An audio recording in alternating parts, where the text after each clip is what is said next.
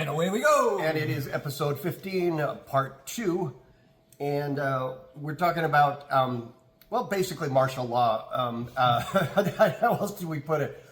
They started with LA, and I don't know whether it went as well or better than they expected, but then they went to DC for semi-obvious reasons, and now they're going to be expanding, it looks like possibly to Chicago next. They've got a list of like about 10 different cities.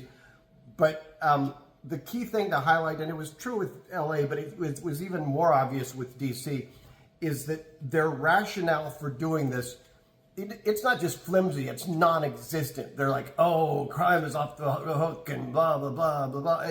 And it's just not true at all. It's just not true. And so they're arresting homeless people, for example, and it's like, wait a minute, they don't have any place to go, and you're going to put them in jail, which costs the taxpayer money because, okay, that's, anyways. But then you get Stephen Miller coming in and saying even crazier things. I mean, the crime thing was crazy, but now he's like, oh, the protesters, they're all commies and stuff. And it's like, no, most of them are in their 40s, 50s, and 60s. Most of them are middle-aged white people, for God's sake, holding placards with reasonable points. There's nothing, I mean, not talking about whether communism is good or bad or whatever, but they're not commies, okay? They're not hippies either. Those things mean something, and for him to just throw out the terms like, oh, I don't like them, they must be hippies, they must be communists. Well, those are two usually contradictory things. And they're not either of those. They're just rather normal, middle-class, middle-aged, mostly white Americans trying to raise some points. Anybody who's not a fascist. Yeah. And what's amusing is they can't even produce news stories about this supposed crime that's happening. It's just, oh, crime is up. Well, show me. Show me where crime is up. Show me where, give me even one example. I mean, obviously there must be crime somewhere. Why are they not using that as an example? I mean, it's like, because they're denying that. Caroline Levitt, she got on the soapbox and she was saying, what kind of crap? She said something like, oh, those statistics were wrong and we've put out some revised ones. Basically, literally admitting that we made up our own. We made up our own statistics. No, every institution is lying. Well, and but a guy who's been caught lying. I don't think people realize how scary it is that they are doing their own statistics, because the nation and the world has relied on some of these statistics that we assumed, even if they were doing. No one's buying this. But shit. Nobody's buying it anymore. Yeah, but up until recently, we had been relying on these statistics, saying even if they're doing really bad stuff, at least these statistics are going to be mostly accurate. And now that's just not true. It's just not in terms of the economy, in terms of crime, in terms of any number of things. Those stats are just not reliable anymore. No, everything that come out of these people's mouth is a fucking bald-faced lie at this point. They can't even present one shred of truth anymore. They just gotta literally flat out lie. Well, except it's the insane part. That's not even distorting data. That's just making data. The people that buy it, you can't. They're still buying it just as much. It doesn't matter. It doesn't matter to these people anymore. They've lost their. I mean, minds. You can show them where the price has gone up. You can show them where crime has gone down. You can show, and they will either fake news. Well, they're going to do one of two things. They're either going to deny it, or they're going to be like, "Yeah, so what?" And you're like, "Well, you said, it's just infuriating." Nah, no, don't even bother. Yeah. So. Yeah. That's about. So I mean, that's yeah. So they, new and improved Nazi coming to a city near you. So wherever you're from, just wait. It'll come to a city. Well, it's speaking of coming to a city near you. There was a thing, I think it was on Facebook, that said, "Oh yeah, ICE is camping out basically a mile from where I'm at in the center that has the McDonald's and stuff." And I said to my wife, "Well, that's disturbing, but the rate things are going, give it a month or two, and that same ICE group, they're going to be asking people to show whether or not they voted Democrat or Republican." Right. How many months are we in now? 7, I think. Yeah, and now we already had cities occupied. You know, we've got elections that are rigged, cities that are occupied, and we're 7 months in, and we said. Well, and more of these stories about people being detained. Not that they should be doing this stuff to immigrants. Don't get me wrong, but is people who are 100% born in the U.S. citizens. Right. Like, and they don't care. It's like, oh, for X, Y, or Z reason, we're tapping you, and they're not nice about it either. I mean, they're slamming people on the ground and. Well, here you go. We talked about these guys they're hiring up for ICE to do these things, these atrocious things, right? So, I guess the salaries go up to like $100,000. Yeah. Well, 50,000 signing bonus or something like that. There's a $50,000 signing bonus. They're going to forgive student loan debt. They're going to, and I think these salaries are astronomical compared to like most starting salaries, right? Yeah. So, but we can't afford to pay teachers. Somebody with a master's degree, on average, teacher in most areas are making like $65,000 a year. These guys are making if they're lucky, more, depending on if they're lucky. Yeah. Now these motherfuckers who have no degrees, most of these guys couldn't get a mall cop job. That's why they're taking these jobs. These are the guys who are so. In fact, they reduced the requirements about a month ago compared Right, we to talked what they about were. this last couple weeks back when we did this shit. That these pathetic piles of shit couldn't get a job anywhere else, or they're just mean, vicious motherfuckers if they could get a job somewhere else. And these are the guys. Most of these guys couldn't make it in the military. They got felonies or something. They're probably violent. They couldn't make it even as a mall cop. As a freaking like wannabe. Oh, and they wanted to make it a felony for the person who threw a sandwich at these guys. Yeah, so they're afraid of sandwiches. A Subway fucking sandwich. These pathetic piles of shit. The worst of the worst of humanity can dredge up. Who can't like. Like I said, some of these guys are just pathetic piles of shit who need some way to make themselves feel cool and powerful. Because they couldn't even make it in the fucked up we didn't have it written down, but this maybe would be the right place to insert it. Abrego Garcia. We'll get to that. Okay. So he, we can maybe make that the fourth one. Okay. Maybe we throw it in here. But so he, these guys trying to get these jobs, right? Like I said, they're going to be guys who couldn't make it in the military, couldn't make it in the police force. Some other way that they wanted to be some kind of fucking asshole. They were just too pathetic for that shit. So now they're hiring these guys, and they're going to these cities, and when I hear some of these recordings that people are making, and you hear them talking under their breath, or even sometimes out loud, they're saying these horrendous things about like, you have no rights, or we do whatever the fuck we want, and we're under the orders of Trump, and fuck you. They don't care. They're stupid morons, and they're just violent, and they're criminal. And I wish that people would be more and more vocal and say something like, when this is over, you guys are going to jail. I wish they would just start saying that. I wish Democrats would just start saying that. I wish people would be like, look, we're going to come after you when this is over. I wish they would. I mean, I don't know why they don't go that far. It's like I said, because in the past they didn't go that far, and they really need to in this case. Just be like, we're going to arrest you when this is over. What you're doing is criminal. Like you're not allowing people their rights, because that's not right, So so this is the thing that they're doing once again, and they're going to the cities, and like you said, they're just rounding up people in the streets and these in homeless shelters and stuff, and it's far less expensive to house the homeless than it is to put them in prisons. And it's way more humane. So let's just say you have no humanity. Let's just say you don't care about trying to help people or rehabilitate them or get them back on their feet because you're just a sick fuck. Pragmatically, it's stupid. It's just stupid on every level. Like, there's no justification other than just plain fucking cruelty, a way to look down on somebody and make yourself feel better. That's it. You can't justify it. Well, and it doesn't even jive with the party line. The party line is, oh, we're deporting them. Well, they stopped deporting them. They're putting them in sea camps, basically. Yeah. So it's just stupid across the board. So do you want to talk about Abrego? Yeah. Well, the point with Abrego Garcia is that it's really, really wonky. Because first he came back. That's the good news, right? But now they're already talking about deporting him. Not to El Salvador or Venezuela or Guatemala or Mexico, but to Uganda. What the fuck? Yeah, I didn't even hear about that. No, seriously. Why? He still hasn't had a real trial of any kind. Or even charges, right? Or even real charges. But I think what they're trying to do is just get them off U.S. soil as quickly as possible so they don't actually have to have a real trial. Yeah. Because if they did, and he's explained what he's been through and the rights that he has not had, rights and which everything that they're trying to that it's just going to make them look really bad, and they know it. I think that's kind of what it boils down to. Yeah, if they had anything on him, they would have put him in, charged him for it originally.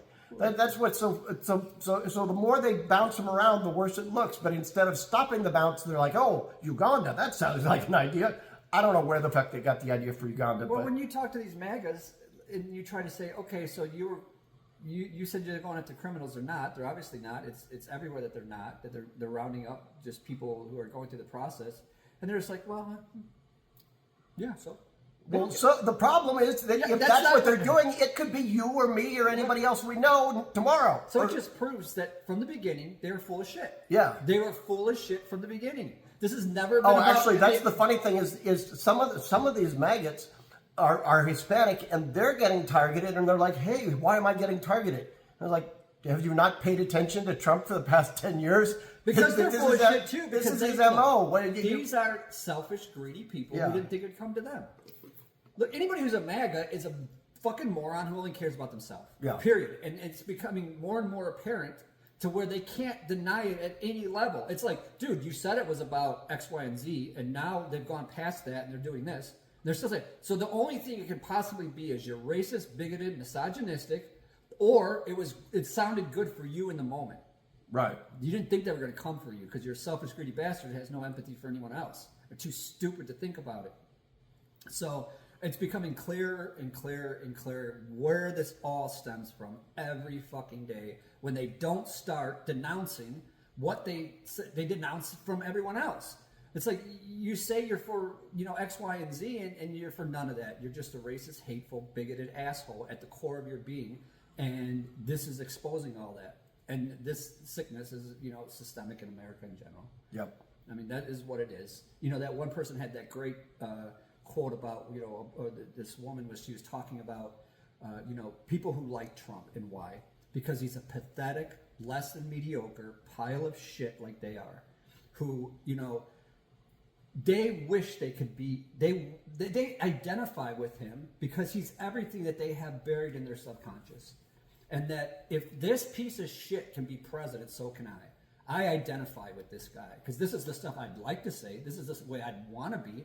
And I wish I was a fake millionaire like him, and it's just the shadow of America, its ugliness just manifested at the national level in each individual, and the sickness within the individuals in this country, because he represents all of that.